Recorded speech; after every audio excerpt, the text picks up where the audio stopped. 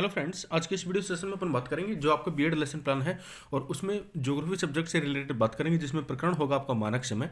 उसके बारे में डिस्कशन करने वाला हूं, बहुत अच्छे तरीके से आपको एक्सप्लेन करूंगा। इसके बाद में आपको दूसरा वीडियो देखने की आवश्यकता नहीं पड़ेगी। तो चलिए साथियों, बगैर देरी के इस वीडियो में जानते हैं कि किस तरीके से हम मानक समय के बारे में जान सकते हैं। तो ठीक है साथियों, पहले से पहले मैं आपको बता दूं कि हमारा जो भी मानक समय है उससे क्या होता है कि हमारा जो टाइम का निर्धारण होता है हमारे मोबाइल में या हमारी कंप्यूटर के डिस्प्ले में। अब आपके सामने चल रहा होगा आपका टाइम, ठीक है ना।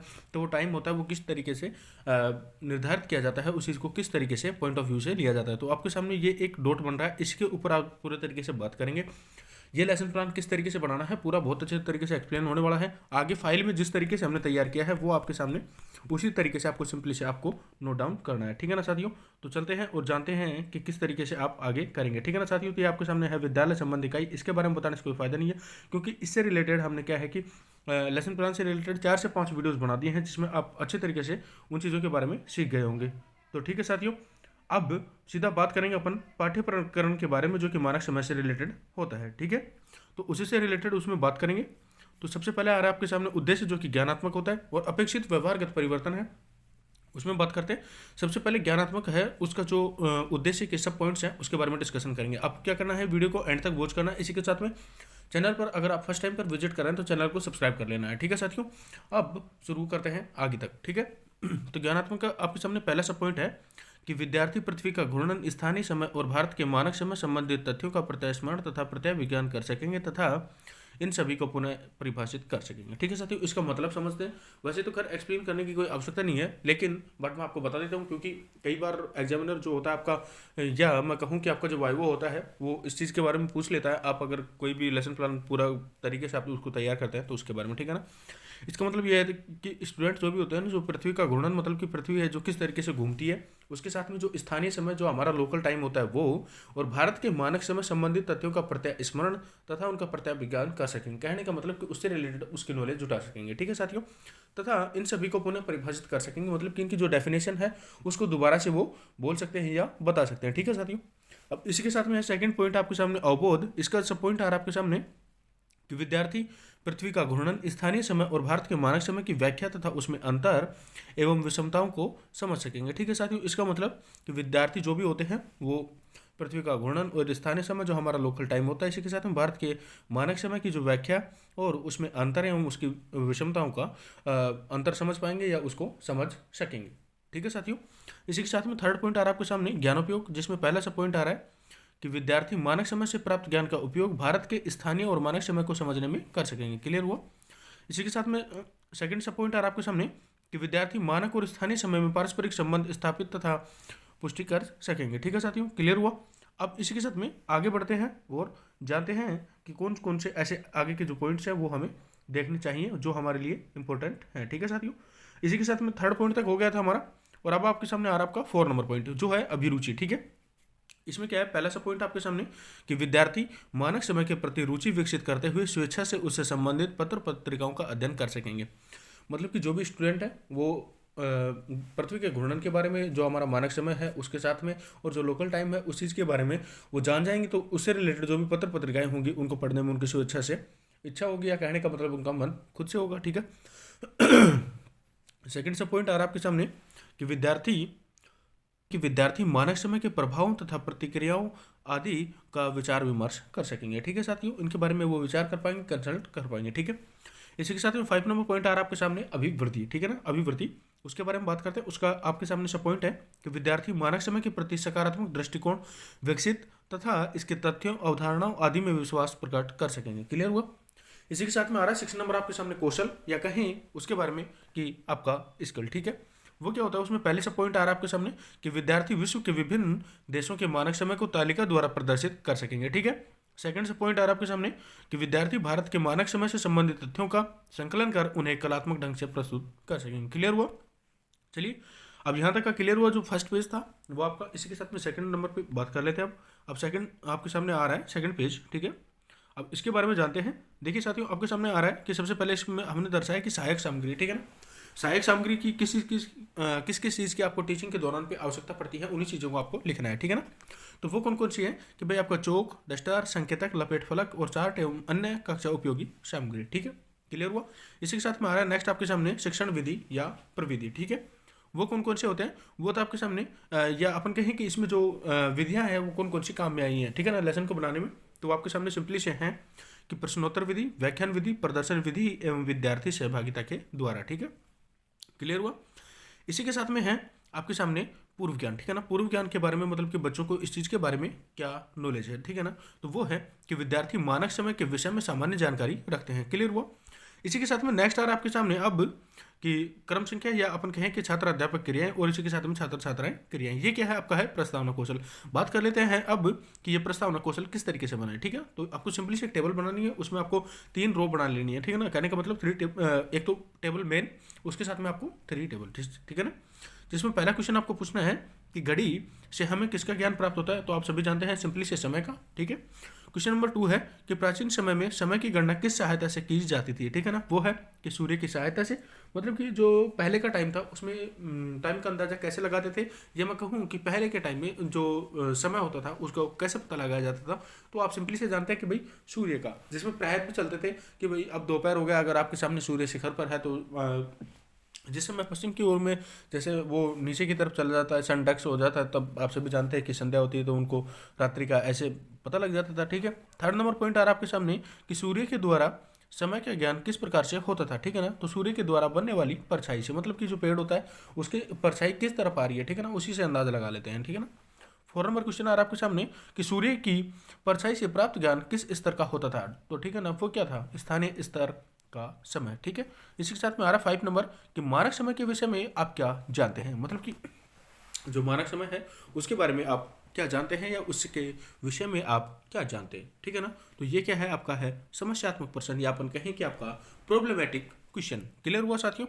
इसी के साथ में आ रहा है आपके सामने उद्देश्य कथन या पाठ्य विश्लेषण, ठीक है ना। तो उसमें बात करते हैं। अब यहाँ पे आ रहा है कि बच्चों आज हम मानक समय के विषय में विस्तार से अध्ययन करेंगे। क्लियर हुआ साथियों। यह हो गया आपका प्रस्तावना कौशल, ठीक है ना, मानक समय से रिलेटेड। अब इसी के साथ में बात कर लेते हैं नेक्स्ट नंबर पे, और यह है अपना पाठ विकास या कहें कि पाठ का विकास, जो अपना है प्रस्तुतिकरण, ठीक है ना।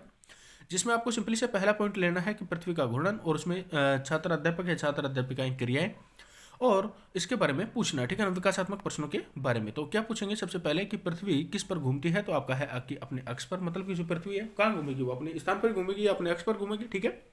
दूसरा पॉइंट आ रहा है कि पृथ्वी का अपने अक्ष पर घूमना क्या कहलाता है, तो आप सिंपली से जानते हैं कि घूर्णन। तीसरा है आपके सामने कि पृथ्वी के घूर्णन से क्या अभिप्राय है, तो इसके ये क्या है कि आपके सामने संभावना उत्तर है, ये मतलब कि इसकी संभावना आपका आंसर मिल भी सकता है और नहीं भी मिल सकता, ठीक है साथियों। अगर नहीं मिलता है तो आपको क्या करना है, सिंपली से उस चीज़ को एक्सप्लेन करना है। तो अब यहाँ पे आप एक्सप्लेन करेंगे, आपको नोट डाउन करना है, ठीक है ना, किस तरीके से कि पृथ्वी अपने अक्ष पर पश्चिम से पूर्व की ओर घूर्णन करती है, तथा या कहें कि पश्चिम से पूर्व की ओर घूर्णन करने से पूर्वी भाग में पहले सूर्योदय होता है, ठीक है साथियों। पृथ्वी एक घूर्णन में 24 घंटे का समय लेती है, अर्थात इस प्रकार पृथ्वी 1 घंटे में 15 डिग्री घूमती है। इसका मतलब है कि पृथ्वी 1 डिग्री घूमने में 4 मिनट का समय लेती है। अतः सूर्य की किरणें या कहें कि अतः सूर्य की किरणों को एक देशांतर से दूसरे देशांतर तक पहुंचने में 4 मिनट का समय लगता है। इससे निम्न प्रकार से स्पष्ट किया जा सकता है, ठीक है ना साथियों। अब ये आपके सामने है फॉर्मूला, इसको मैं बाद में एक्सप्लेन करूंगा, उससे पहले आपको बता देता हूँ यहाँ पे छात्र छात्राएं जो क्रियाएं हैं, आपको सिंपली से लिखना है कि विद्यार्थी ध्यानपूर्वक सुनेंगे और मुख्य बिंदुओं को अपनी अभ्यास पुस्तिका में लिखेंगे। क्लियर हुआ। यहाँ पे आपको एक सिंपली से ब्लैक बोर्ड लगा देना है, ठीक है ना। इसमें क्या लिखोगे कि पृथ्वी अपने अक्ष पर पूर्व मतलब कि पश्चिम से पूर्व की ओर घूर्णन करता है। पृथ्वी एक घूर्णन में 24 घंटे का समय लेता है, या कहें कि पृथ्वी है जो एक घूर्णन के लिए 24 घंटे का समय लेती है, ठीक है। इसी के साथ में है आपके सामने कि पृथ्वी 1 घंटे में 15 डिग्री घूमती है। क्लियर हुआ साथियों। अब बात कर लेते हैं उसी फॉर्मूले के ऊपर चलते हैं, उसी के बारे में जानते हैं, ठीक है ना। तो आपके सामने है सिंपली से कि पृथ्वी 15 डिग्री घूमती है 1 घंटे में 60 मिनट, ठीक है।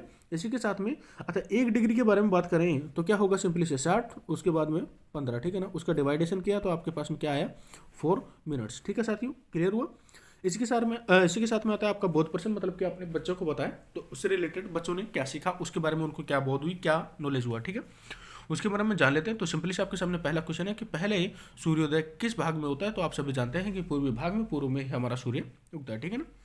इसी के साथ में क्वेश्चन नंबर 2 आ रहा है आपके सामने कि पृथ्वी या कहें कि पृथ्वी के एक घूर्णन में कितना समय लगता है, तो सभी जानते हैं कि 24 घंटे, ठीक है। अब यहाँ पे सेकंड पॉइंट उठाते हैं अब, ठीक है ना। अब सेकंड पॉइंट आपके सामने है, सिंपली से स्थानीय समय, ठीक है।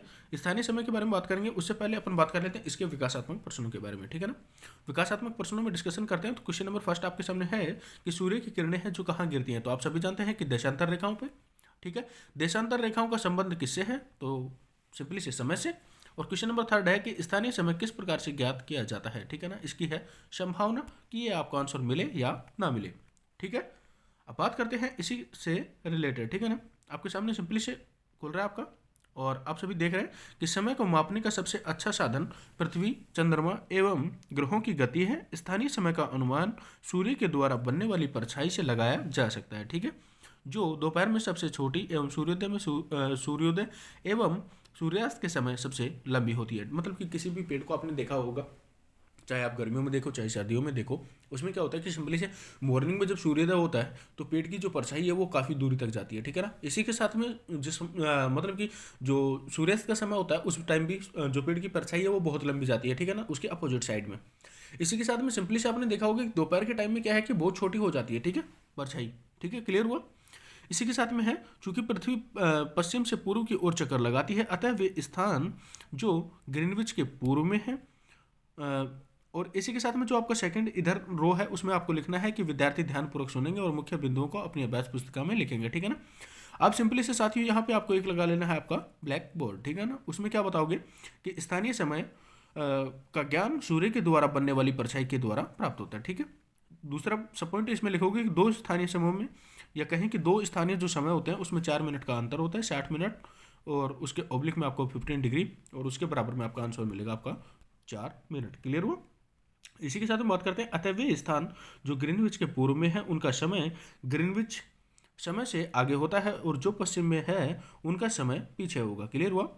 पृथ्वी अपने अक्ष पर 1 घंटे में 15 डिग्री तथा 4 मिनट में 1 डिग्री घूमती है, ठीक है। इस प्रकार जब ग्रीनविच में दोपहर के 12 बजते हैं तब ग्रीनविच से 15 डिग्री पूर्व में होगा, ठीक है ना, जो समय है वो 15 डिग्री पूर्व में होगा, और आपका 15 मल्टीप्लाई इंटू 16 मिनट, अर्थात वहाँ दोपहर का 1 बजा होगा, क्लियर हुआ।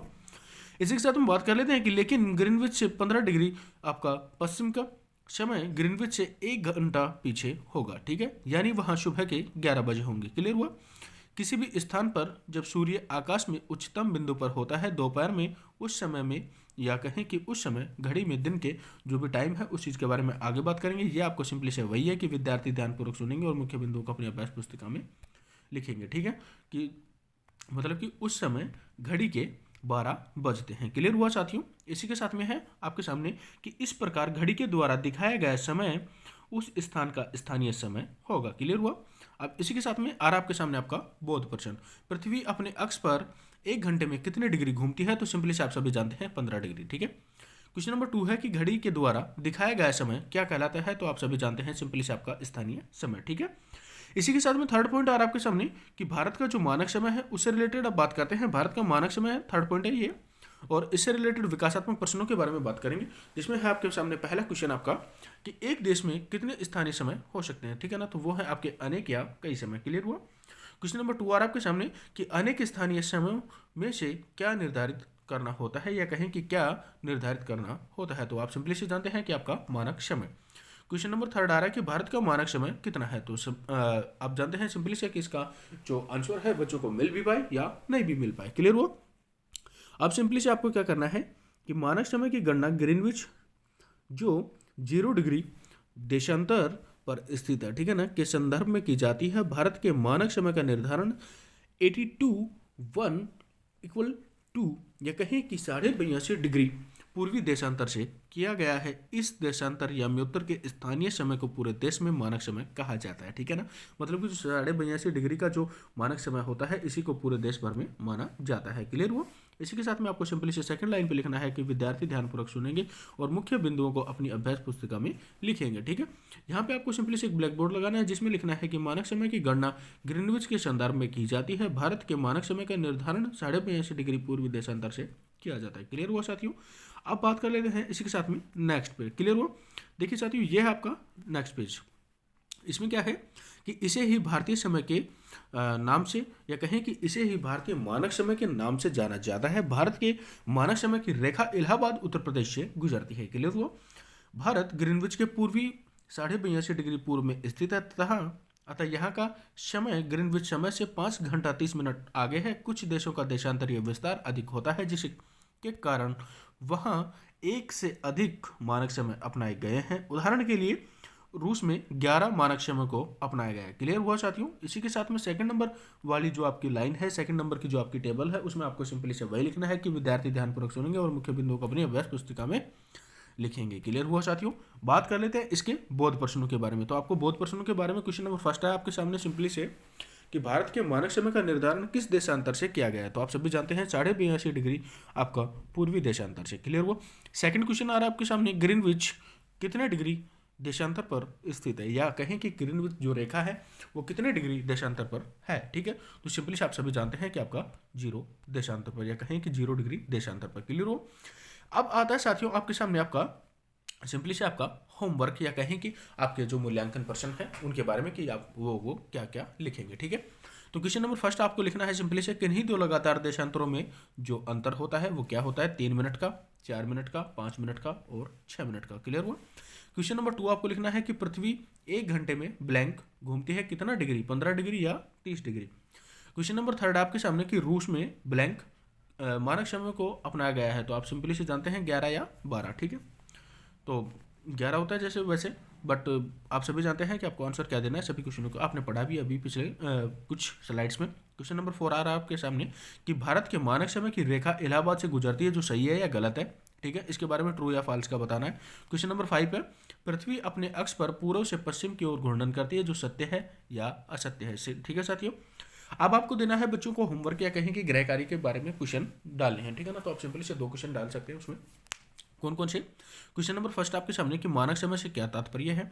ठीक है, या कहें कि मानक समय से क्या मतलब निकलता है, या कहें कि मानक समय है उसका क्या मतलब होता है, या उससे रिलेटेड बताइए। ठीक है ना। क्वेश्चन नंबर 2 आ रहा है आपके सामने कि भारत के मानक समय की गणना किस प्रकार से की जाती है। ठीक है साथियों, यह हो गया आपके सामने क्वेश्चन नंबर 2 कि भारत के मानक समय की गणना किस प्रकार से की जाती है।